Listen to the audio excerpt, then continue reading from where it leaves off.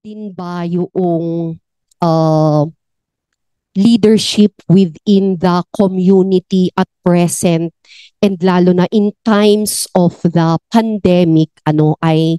nakikita din kung paano ba nangyayari yung mga negotiation and what to do. And then while there are yung mga sinasabi na indigenous practices that are almost gone for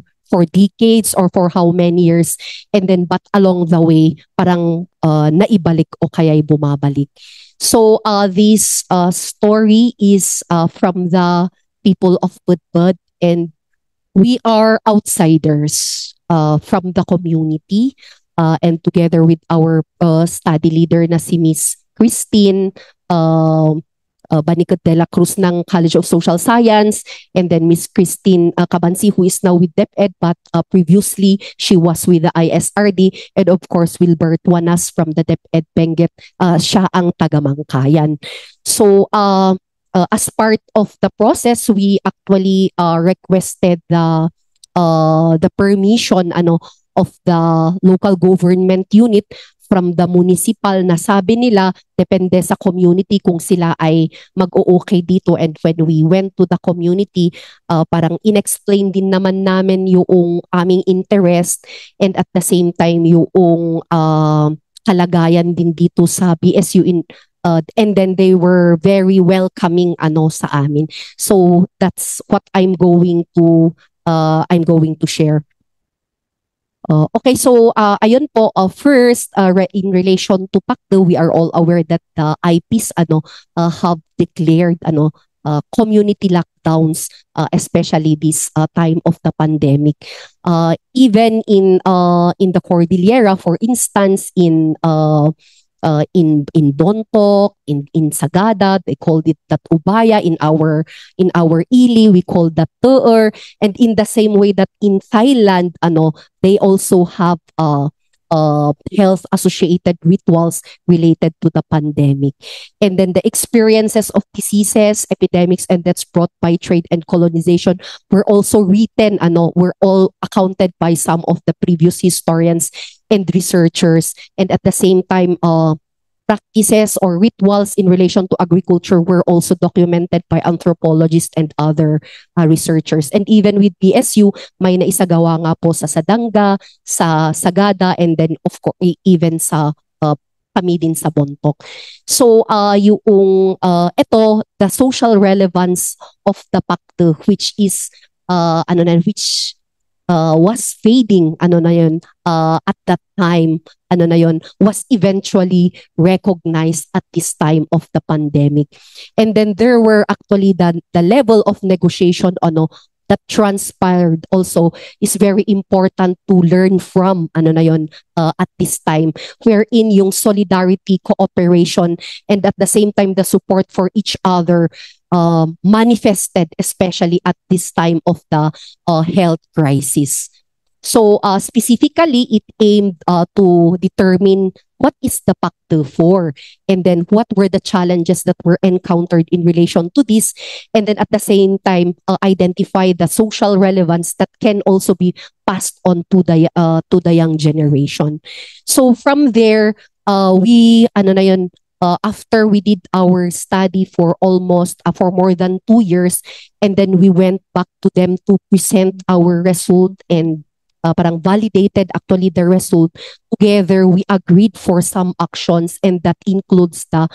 copy or the copy of our manuscript to be given to them for their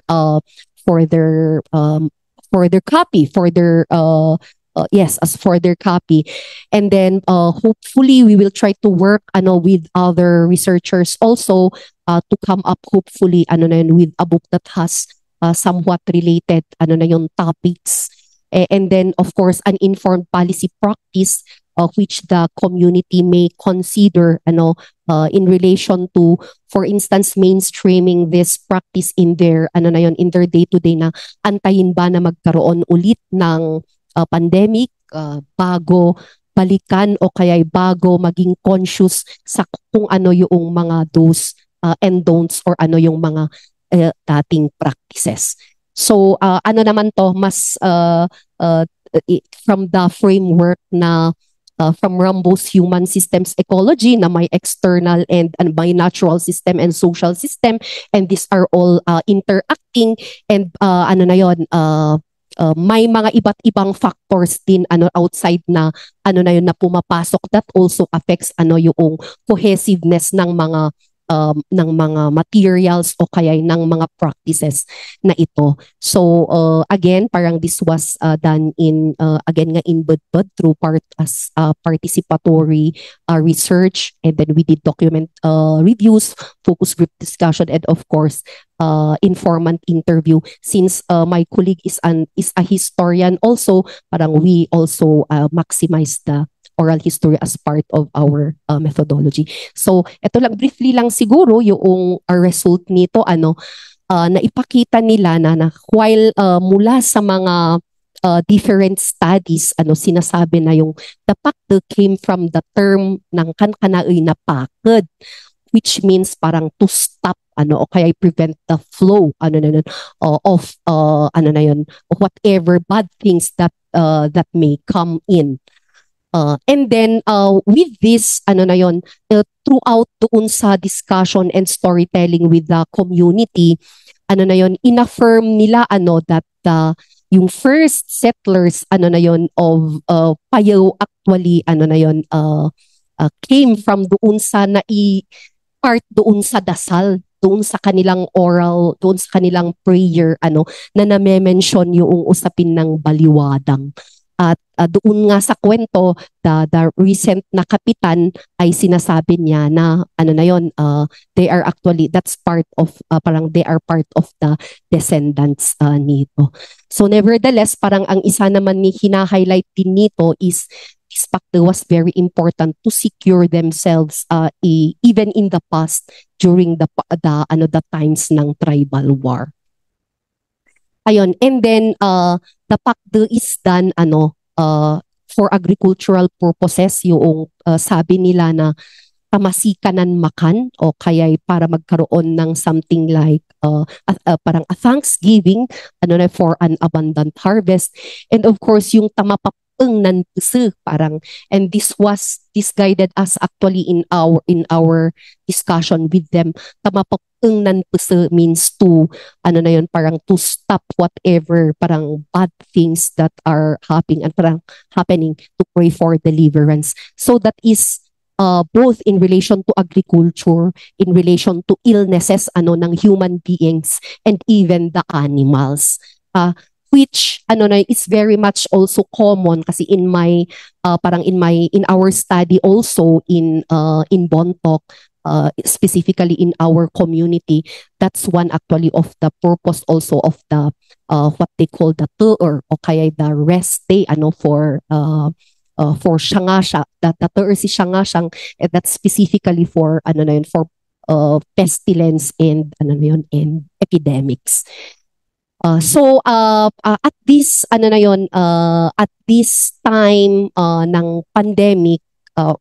as I mentioned a while back, matagal nang hindi ito napapractice. But doon sa nagkaroon ng matagal na parang dineclare na lockdown, eventually the community decided na they will perform this. And the elders, the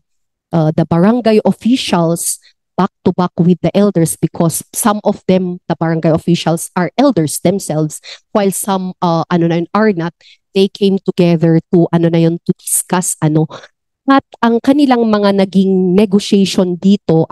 ay ginawa nila na yung kanilang pakd land is nearby the barangay.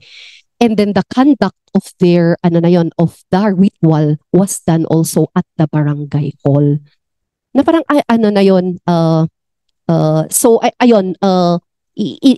those are part of their narration nga na claiming na it's related to agriculture yung kanilang practice ng pakd. And in their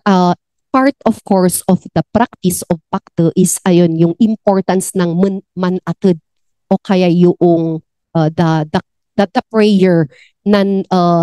the prayer or that manatod is ano na yon, parang also a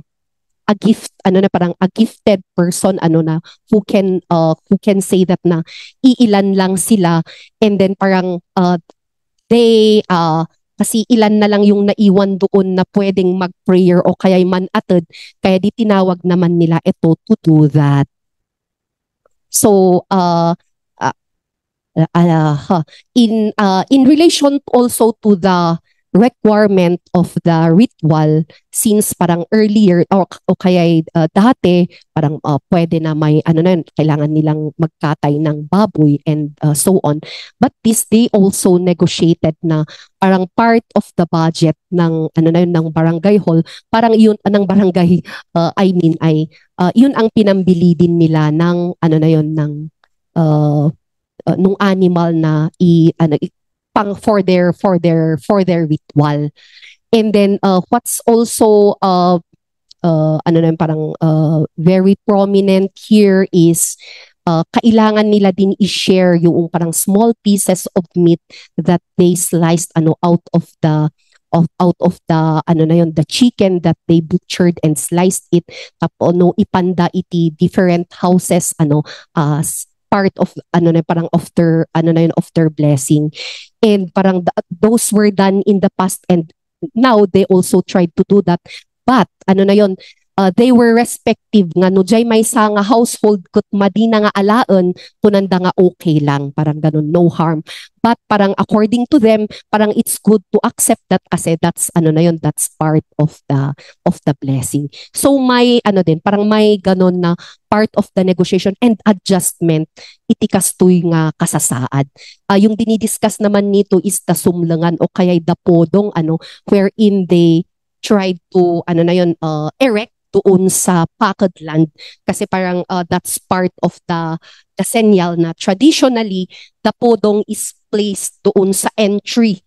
entrance ng community at kung saan man mag-e-exit, and that is to signify na ops, bawal kayong pumasok because something is going on here, okay, you cannot just go out unless the ritual is already done. And parang at this time ng ng pandemic, may adjustment sila na the pakad land was erected besides the barangay hall. They tried naman also to put pudong in some of their entries and exit. But of course, just like in in many other practices, they also mentioned some challenges in this practice, and what was very highlighting is the existence of different religious sects na parang yung sabi nila gawain ng satanas yan, ng pagano, and so on, and and so on and so forth, na from us na outsider doon, parang we were trying also to reflect, yeah, maybe that's talaga part ng colonization, na tinuro nga nila itong religion, but at the same time nagbibigay siya ng